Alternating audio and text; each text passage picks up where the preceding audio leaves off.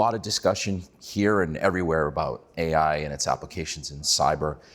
If I'm a CISO, what should I be doing today as kind of like, if I'm getting in on the ground floor of this? I mean, if you're just getting in on the ground floor today, you're kind of behind the curve, right? I mean, as with anything that's new and shiny, the adoption aspect always seems to be a little bit faster, especially in something like AI where the consumers can use it. I mean, you look at ChatGPT, the fastest growing platform in history. Why? Because the regular everyday user can benefit from it. But that's for the same reason it's going to help us on the productivity side, on maybe helping us code this or code that. There's a lot of unknowns, right? And there's a lot of potential risks and pitfalls that come into these new environments where we don't really have regulations yet, we don't really have safety nets yet, we don't have left-right limits on what's acceptable or appropriate. We're all learning about this together. So I would say dive in, get to know what it is, get to know what types. I mean, generative AI is all the rage, but that's not the only type. Right? And it's popping up everywhere. Every major brand has their own version of it, their own spin on it. So I'd really research what it is, how does it work, and then the risks. I mean, how are you going to, if you want to leverage it, if your employees or your staff are leveraging it, how can you empower them to get the benefits from it while at the same time mitigating the risks of using it, whether it's from data leakage or getting the wrong information? I mean, they can give you some pretty bad information really credibly. So what's the learning curve like in that case then, if you're extending this to staff and trying to get them to get the most out of it? I don't know. I think time will tell. I think in some ways the learning curve will be faster than historical, in part because it's such a usable such a usable way of just anybody can use for anything. I mean, we're here at this conference this week at Nexus, and I've heard of people using ChatGPT to plan their vacation for them. I mean, they're using this to, create new recipes that actually taste good and work. I mean, there's all different cool ways to use this outside of work as well. So I think kind of like with phones, I mean, phones, everybody uses them. So like my 12-year-olds are more technically literate than I am because they grew up with this stuff. So I think that's where we're going to have a little bit of a difference relative to some of the other technology we've seen come up in this space. So in the context of cyber-physical systems that we're talking about here this week, what are the applications of AI that excite you the most in terms of defending these systems, learning about them? The hardest part about OT or CPS is just the immense amount of data that you're looking at on generally obscure, often niche systems where we don't have as well of a global understanding as we might for, say, Windows or Linux. I mean, they're running generally oftentimes antiquated operating systems, using legacy protocols to communicate. There's all of these different data points. And AI is going to allow us to see through that and find those patterns. I mean, we've talked a lot about how isolation and monitoring is really taking a front runner right now, that vulnerability patching, especially in the CPS space, just doesn't make sense. So if we have to monitor that space, I mean, I can't do it, my team can't do it. We don't have the man hours available. I couldn't build a team big enough probably, right? And that's where AI and its ability to consolidate and correlate data at scale is really going to be a difference maker. That's actually an interesting point, because that's a theme that's come up a lot, is that vulnerability management just doesn't work in this space the way it should anymore. Where does AI come in there in terms of, either? Well, I think AI has another opportunity. I mean, vulnerability management doesn't work in part because we try to create a global definition for vulnerabilities when every company is unique, right? And context really matters. I mean, if you look back at what Carraig produced with EPSS and this whole idea of re-risking threats, that brings context into play. It brings, okay, maybe in theory, it's super, super bad, but it's never been exploited that anybody knows about, right? So does that really mean it's still as bad? And it allows us to prioritize that risk. Now, when you bring AI into the picture, you can now take that same data, the data that goes into the CVSS, the data that comes out of CISA, the data that comes out of some of these re-risking platforms, and now you can do modeling, right? So now you can leverage that AI to run modeling in a simulation of, okay, we have all of these vulnerabilities.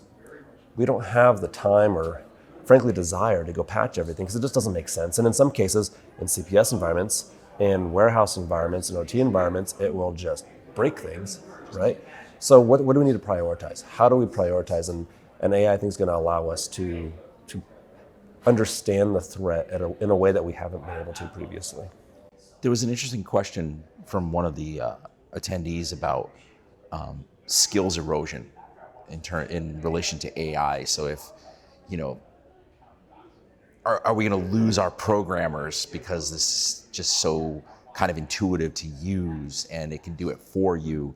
Are we going to see a shift in skills, et cetera? Absolutely. I don't necessarily see that as a bad thing. I mean, I'm really glad that I can drive to work and I don't have to learn how to drive a horse and carriage, right? I get there way faster and I don't have to do all the animal care, right?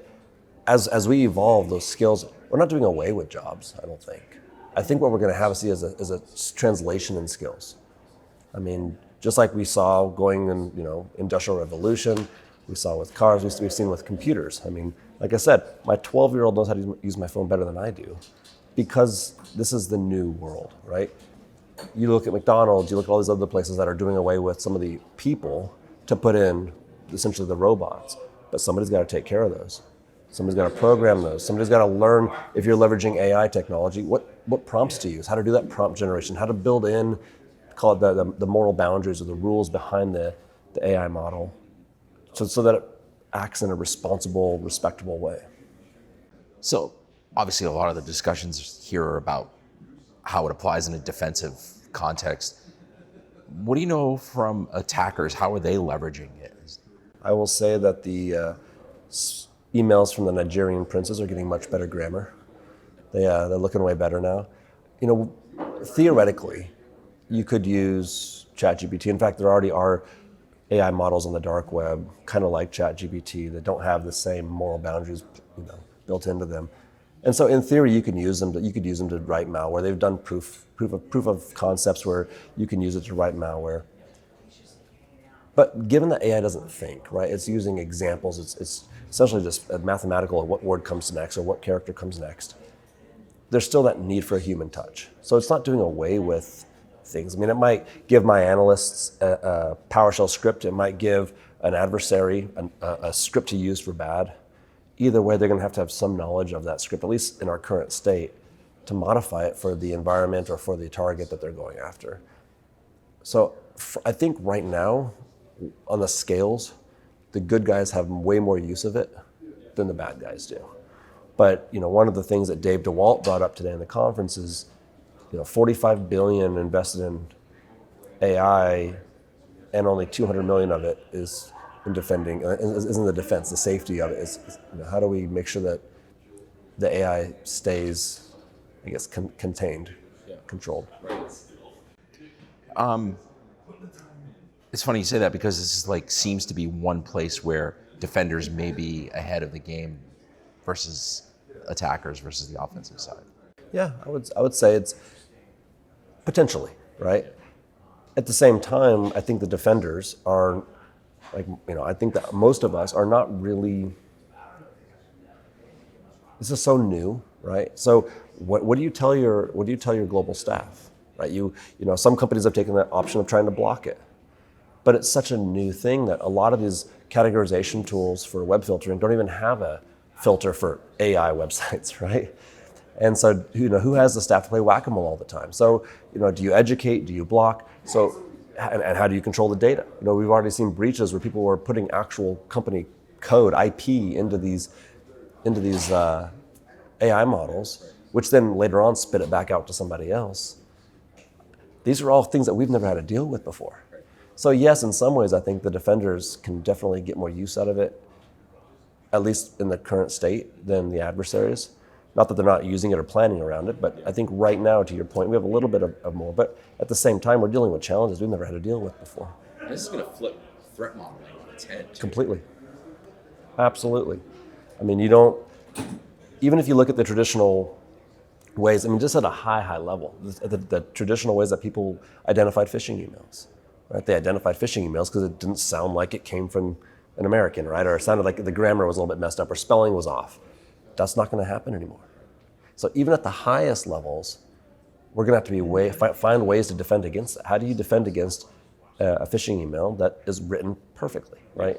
You're not going to be focusing on some of those other elements that the users haven't been trained to focus on as much historically. All right, so as a last question, where are we a year from now, 5 years from now?